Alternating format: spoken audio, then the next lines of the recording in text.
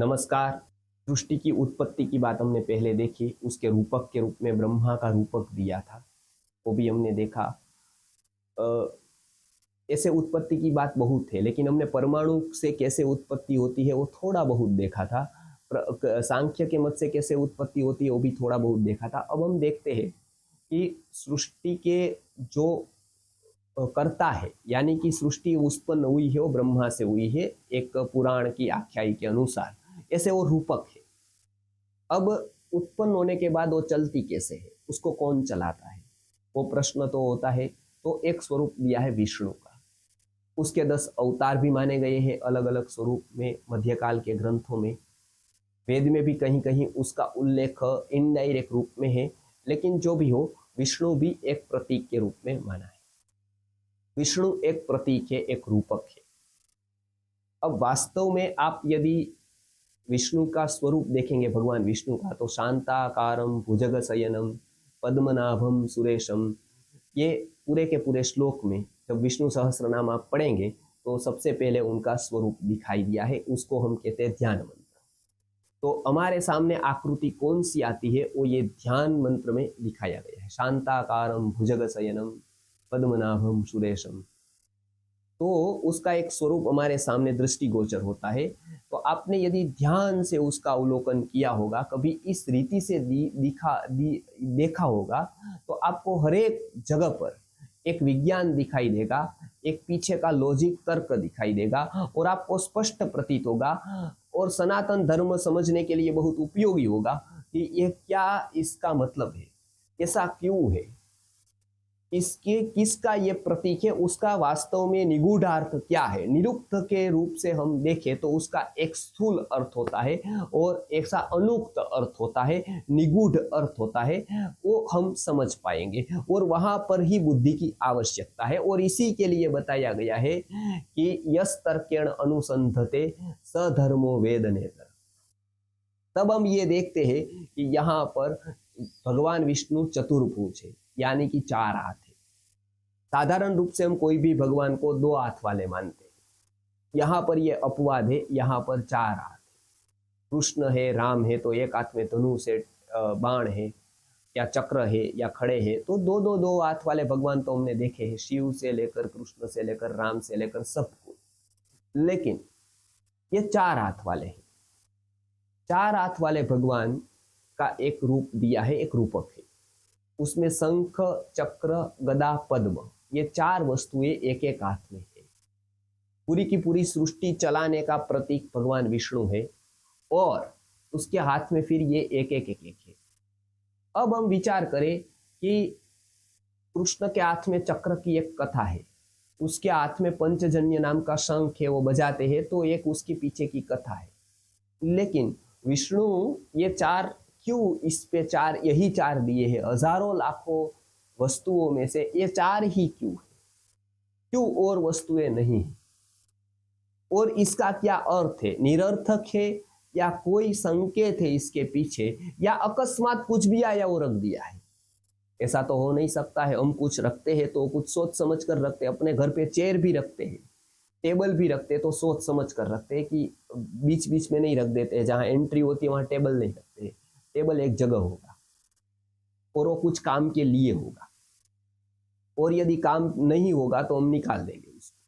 तो ये तो इतना बड़ा शास्त्र है, इतने बड़े ग्रंथ है, उसमें ये सब क्यों दिया है, जबकि अर्धमात्र लाघवेन पुत्र जन्मोत्सवम मन्यन्ते वैयाकरणाः, ये सिद्धांत है। अर्धमात्रा का सोचने वाले इतना क्यों लिख देते हैं, तो उसके पीछे कोई तर्क है, उसके पीछे कोई रूपक है। तो सबसे पहले 4 वस्तु देखें हम, तो पहला है शंख। शंख ये जागृति का प्रतीक है और आरोग्य का प्रतीक। शंख ध्वनि से बहुत आरोग्य अच्छा होता है, ऐसे बहुत सारे ग्रंथों में वर्णन दिया गया है। शंख ध्वनि से वायरस, बैक्टीरिया इत्यादि मर जाते हैं, और वो भी जब धूप होती है तब शंख ध्वनि उतना नहीं जा पाती है, काम नहीं कर पाती। इसके लिए हमने सूर्यास्त और सूर्योदय पर ही शंखनाद करना है, ताकि बहुत जगह पर वो ध्वनि जाकर उसमें जो विकृत वायरस और बैक्टीरिया नुकसान करने वाले वो मर जाए। इसके लिए शंख ध्वनि का वर्णन अलग अलग ग्रंथों में किया गया है, हम तब देखेंगे।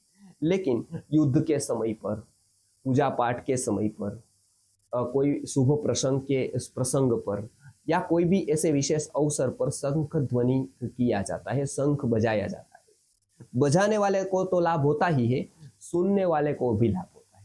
सुनने वाले को तो लाभ होता ही है, बीच में जो जो लोग हैं उसको भी लाभ होता है। अब शंख ध्वनि वो जागरूकता का प्रतीक है, वो जगाती है किसी के लिए, इसके लिए वो प्रतीक है।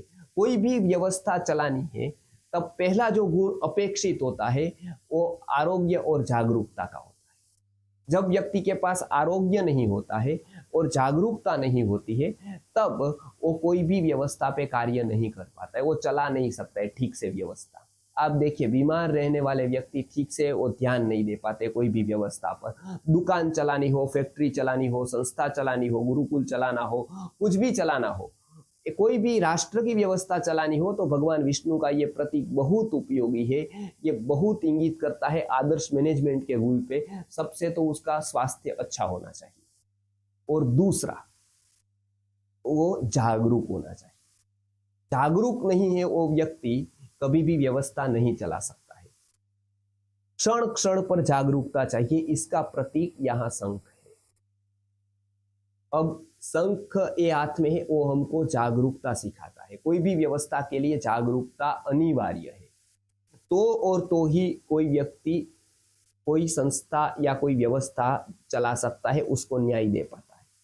वो जागरूकता का प्रतीक शंख है। दूसरा गदा है, वो दंड का प्रतीक है। दंड का वर्णन महाभारत में आया है। दंडेन धार्यते लोकाः। विश्वामित्र और वशिष्ठ जी का जो एक प्रकार से झगड़ा था वो भी दंड विहीन व्यवस्था और दंड सापेक्ष व्यवस्था का ही था। अलग अलग स्मृतियों में भी दंड की बात बताई गई है। दंड के बिना व्यक्ति अनुशासित नहीं रह सकता है, दंड के बिना ये लोक का पालन नहीं हो सकता है। इसके लिए राजा की व्यवस्था कुदरत ने की है, ऐसा भी बहुत सारे ग्रंथों में और महाभारत में वर्णन आता है। तो दंड का वर्णन तो यहां आता है। भगवत गीता जैसे ग्रंथ में भी दंडो दमयतामस्मि ऐसा कहकर दंड को भी अपनी एक विभूति बताई। तो अलग अलग जगह पर दंड का आवश्यकता या अनिवार्यता बताई गई है। सबसे ज्यादा उसकी अनिवार्यता व्यवस्था चलाने में है। व्यवस्था खड़ी करने में एक बार ही खड़ी करनी है तो नहीं है, लेकिन दंड जब होगा तो वो व्यवस्था चलेगी। इसके लिए बहुत सारे लोगों को दंड देना पड़ेगा, उसको अंकुश में रखना पड़ेगा, उसको दिखाना पड़ेगा। इसके लिए गदा ये दंड के रूप में है, ये दंड का प्रतीक है। प्रेम का इतना महत्व होने पर भी दंड की अनिवार्यता व्यवस्था में है। इसका प्रतीक के रूप में भगवान विष्णु के पास गदा है और ये कोई भी व्यवस्था में ये गदा जरूरी है। ये दंड देने की जो क्षमता है तो वो बहुत ही अनिवार्य होती है कोई भी व्यवस्था चलाने के लिए। केवल वो प्रेम ही प्रेम देता है, शांति शांत रहता है, शांताकार रहता है तो व्यवस्था चलेगी नहीं। भयात् तपते सूर्य, भयात् चंद्र वायुश्च मृत्युर्धावति पंचमः। उपनिषद में भी बताया है कि ये सभी एक प्रकार के दंड भय से होते हैं, एक रूपक बताया है। यानी कि कोई भी व्यवस्था में सूर्य चंद्र तारे वो भी एक प्रकार का दंड का भय है। इसके लिए वो अपने अपने व्यवस्थापन में कार्य कर रहे हैं और वो दंड का भय बहुत जरूरी है। अब आगे जाकर तीसरा प्रतीक चक्र का है, वो है दमन का प्रतीक। जब कोई व्यक्ति व्यवस्था के बीच में आता है तो उसका जो है निराकरण करना, उसका जो है उसको कहते हैं हम कि उसको दूर करना भी जरूरी होता है। चक्र के रूप में ये समझाया है। तो ये चक्र है वो दंड का आगे का प्रतीक है, वो हटाने का प्रतीक है, वो निराकरण का प्रतीक है। ये चक्र का है। दूसरा चक्र परिवर्तन का प्रतीक है। ये जगत में परिवर्तन ही शाश्वत है। कोई भी व्यवस्था पर परिवर्तन अपेक्षित रहता है। धर्म क्षेत्र देखो, आरोग्य का क्षेत्र देखो, स्वास्थ्य का क्षेत्र देखो, उसमें सब बातें पुरानी नहीं चल सकती। परिवर्तन शाश्वत है और कोई कोई बातों में परिवर्तन अनिवार्य हो जाता है, तो ये परिवर्तन करने पड़ते हैं। वो व्यवस्था के परिवर्तन का पक्ष यहाँ पर चक्र से समझाया हुआ है। दमन का भी वो प्रतीक है और परिवर्तन का भी प्रतीक है। दूसरा, माइग्रेशन, स्थलांतर का भी वो प्रतीक है। भ्रमण संपूज्यते राजा, भ्रमण संपूज्यते द्विजः। भ्रमण संपूज्यते राजा यानी कि राजा, द्विज, ऐसे बहुत सारे लोग, ज्ञानी, ऐसे बहुत सारे लोग जो भ्रमण करते हैं तो वो पूजे जाते हैं, क्योंकि उसका भ्रमण अनिवार्य है।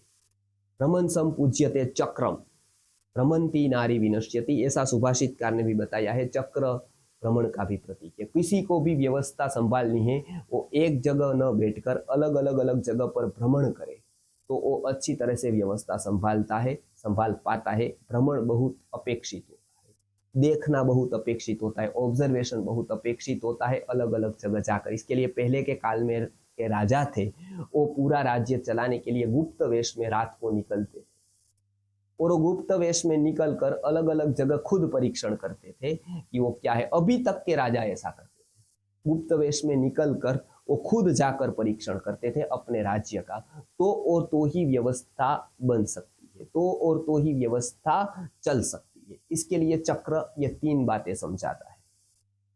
तो ये तीन का प्रतीक एक चक्र बताया गया। चौथा पद्म है, भगवान विष्णु के हाथ में पद्म है। ये सब करते करते यदि इसका असर आपके ऊपर हो तब व्यक्ति पागल हो जाएगा। यदि वो अलिप्त नहीं रहेगा ये सबसे, तब तो कोई भी बड़ी व्यवस्था वो टिका नहीं पाएगा या चला नहीं पाएगा, वो खुद मर जाएगा। यदि उसको अलिप्त होना न आया तो ये सब का कोई काम नहीं है, ये सबसे लाभ से ज्यादा हानि। इसके लिए पद्म यानी कि अलिप्तता का प्रतीक है। पद्म पत्रमिवाम भसा, भगवान ने भी गीता में पद्म को अलिप्तता के प्रतीक के रूप में लिया है। मिथिलायाम प्रदग्धायाम न मे दह्यति कश्चन, ऐसा जब राजा जनक कहते हैं वो अलिप्तता का उदाहरण है। इसके लिए ही भगवान ने भगवद गीता में वैदेही जनक को भी स्थान दिया है। तो ये एक अलिप्तता का प्रतीक है। वो कुछ किए बिना की अलिप्तता अलग होती है और कुछ करके जो अलिप्त रहता है वही सही मायने में अलिप्त है। तो ये अलिप्तता यहाँ पर पद्म के रूप में, पद्म के प्रतीक से समझाई गई है। तो विश्व को इससे पूरा का पूरा पाठ लेना है। मैनेजमेंट का ये आदर्श स्वरूप है। तो ये एक अलिप्तता समझाता है। कम कीचड़ का दो होता है और कमल की दो विशेषता होती है। एक तो वो कीचड़ से उगता है, मानी कोई एक समाज से आता है, वो समाज है कीचड़ का, लेकिन वो कभी भी कीचड़ के कोई दुर्गुण को ग्रहण नहीं करता है। उसमें दुर्गंध है, उसमें चिकनापन है, उसमें बहुत अशुद्धियाँ है, उसमें बहुत सारे कीड़े हैं, बहुत सारा कुछ वेस्ट है वो कीचड़ में, लेकिन उसका एक भी दुर्गुण वो ग्रहण नहीं करता है, उससे वो ऊपर उठता है। कोई भी व्यवस्था का व्यक्ति जब जाएगा तब वो किसी कास्ट से जाएगा, जब किसी वर्ग से जाएगा, जब कोई एक परिस्थिति से जाएगा, वो सब की असर उसके ऊपर नहीं होनी चाहिए। तो और तो ही वो व्यवस्था सही तरह से चला पाएगा। कोई एक कास्ट की ओर वो यदि झुकाव रखेगा, कोई एक परिस्थिति की ओर वो झुकाव रखेगा, तब वो व्यवस्था को न्याय नहीं दे पाएगा। तो ये भगवान विष्णु के प्रतीक के रूप में ये समझाया है कि उसको पहले तो भूतकाल से ऊपर उठना है, उत्पत्ति स्थान से ऊपर उठना है। इसके लिए कीचड़ के कोई गुण कमल में नहीं है, पहला रूपक ये है। दूसरा, वो अलिप्त है, उसके ऊपर पानी डालो तो पत्ते के ऊपर पानी रहता नहीं है, वो पत्ते के अंदर पानी जाता नहीं है, रहता नहीं है, तुरंत चला जाता है, अर्थात वो अलिप्त है, निर्लिप्त है। इसके लिए कमल पत्र की उपमा निर्लिप्तता के लिए दी गई है, अलिप्तता के लिए दी गई है। तो ये दो गुण चाहिए, एक तो वो परिस्थिति से, उसकी कास्ट से, उसके वर्ग से ऊपर उठा होना चाहिए, उसकी असर उसके ऊपर नहीं होनी चाहिए। और दूसरा, वो व्यवस्था चलाता है तभी भी वो अलिप्त होना चाहिए। यदि लिप्त हो जाएगा पूरा भार उसके ऊपर आएगा और वो भार उसको पागल तक कर सकता है। इसके लिए करना और अलिप्त रहना, ये जो कला है उसको अनासक्ति का योग कहते हैं भगवत गीता का, जो राजर्षि जनक में था। और बहुत सारे आदर्श व्यवस्थापक ऐसे हुए कि जो ये व्यवस्था को अलिप्त रहकर टिका पाए। याज्ञवल्क्य भी, महर्षि याज्ञवल्क्य उसका बहुत बड़ा उदाहरण है, उसकी कभी हम बात छेड़ेंगे करेंगे। तो ऋषि मार्ग जो है वो सब छोड़ने की बात नहीं करता है, वो विरक्ति की बात नहीं करता है, वो अनुरक्ति की बात करता है। वो कहते हैं कि एक जगह जो रति है संसार में, वो छोड़कर आप एक जगह उसको लगाओ, उसको अनुरक्ति कहते हैं। राग को छोड़कर दूसरी जगह लगाना अनुराग, राग के बाद का राग, ये अनुराग कहते हैं। विराग की वो बात नहीं करते। इसके लिए जब ये ऋषि युग था, वो भारत का स्वर्णिम युग था, वो व्यवस्था चलाने का युग था। तो ये व्यवस्था चलाने के लिए जो ये 4 बातें बताई है, 4 रूपक बताए हैं, वो रूपक ये गुणों को इंगित करते हैं। और आज इस दृष्टि से यदि मैनेजमेंट पढ़ाया जाए, आज इस दृष्टि से प्रतिपादन किया जाए, पूरा विश्व विष्णु को स्वीकार करेगा, रूपक को स्वीकार करेगा। इसमें कोई उसको धर्मांधता नहीं लगेगी, अपितु सनातन धर्म के ऊपर, उसकी सोच के ऊपर, उसकी दूरंदृष्टि के ऊपर, उसकी तार्किकता के ऊपर, रूपक शैली के ऊपर उसको अहोभाव होगा। तो पहुंचाना हमारी जिम्मेदारी है। उस तरह से हम विश्व को बताएं कि ये रूपक वो बहुत गर्भित अर्थ प्रतिपादित करते हैं और ये रूपक विश्व को बहुत कुछ समझाते हैं।